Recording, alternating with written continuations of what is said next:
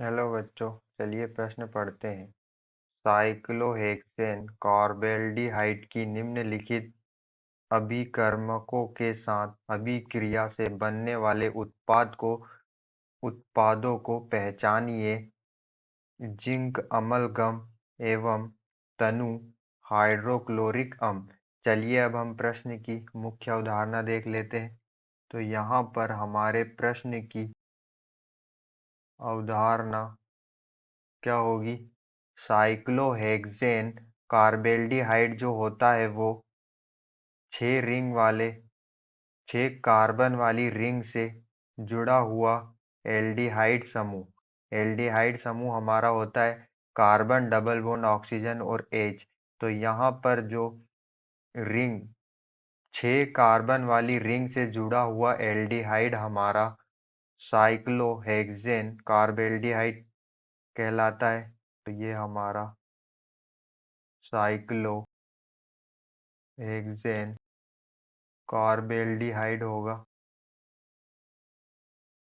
इसकी अभिक्रिया जब हम जिंक अमलगम एवं तनु हाइड्रोक्लोरिक अम्ल अभिकर्मकों के साथ कराते हैं तो जिंक अमलगम हमारा होता है ZnHg और तनु हाइड्रोक्लोरिक अम्ल HCl होता है। तो इसकी अभिक्रिया हम कराते हैं तो इस अभिक्रिया को हम क्लीमेंसन अपचयन अभिक्रिया कहते हैं। क्लीमेंसन चयन अभिक्रिया कहलाती है। जब हम किसी एल्डिहाइड की अभिक्रिया जिंक अमलगम और तनु हाइड्रोक्लोरिक अम्ल से कराते हैं तो वह अभिक्रिया क्लीमेंसन अपचयन अभिक्रिया कहलाती है, क्योंकि इसमें अपचयन होता है एल्डिहाइड समूह का। तो चलिए अब हम अभिक्रिया देख लेते हैं। तो जब हम साइक्लोहेक्सेन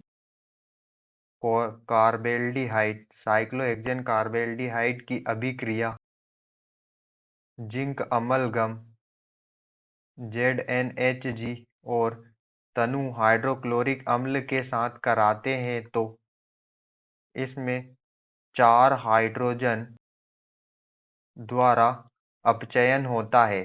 तो 4 हाइड्रोजन में से यहाँ जो 2 हाइड्रोजन होते हैं वो ऑक्सीजन के साथ अभिक्रिया कर कर वाटर को H2O बाहर निकल जाता है और जो 2 हाइड्रोजन बचते हैं वो कार्बन से जाकर जुड़ जाते हैं। तो यहाँ पर कुछ रिंग में जो हमारा एल्डिहाइड था वो हाइड्रोकार्बन में अपचयित हो गया। एक हाइड्रोजन कार्बन के साथ पहले था और 2 हाइड्रोजन यहाँ से जुड़ गए। तो ये हमारा हो जाएगा CH3। तो इसका नाम होगा यहाँ पर मेथिल। इसे हम बोलते हैं मेथिल, क्योंकि यहाँ पर जो हमारी रिंग है उससे CH3 मेथिल समूह जुड़ा हुआ है, तो इसका नाम होता है मेथिल साइक्लोहेक्सेन। रिंग के लिए हम साइक्लो का उपयोग करते हैं और यहाँ पर 6 कार्बन की रिंग है, इसलिए 6 कार्बन के लिए हेक्स, और रिंग में कोई डबल बॉन्ड नहीं है, यहाँ सब सिंगल बॉन्ड है, इसलिए N लगाते हैं। तो ये इसका नाम होगा मेथिल साइक्लोहेक्सेन। यही हमारा उत्पाद होगा। आशा करते हैं आपको समझ में आया होगा। धन्यवाद।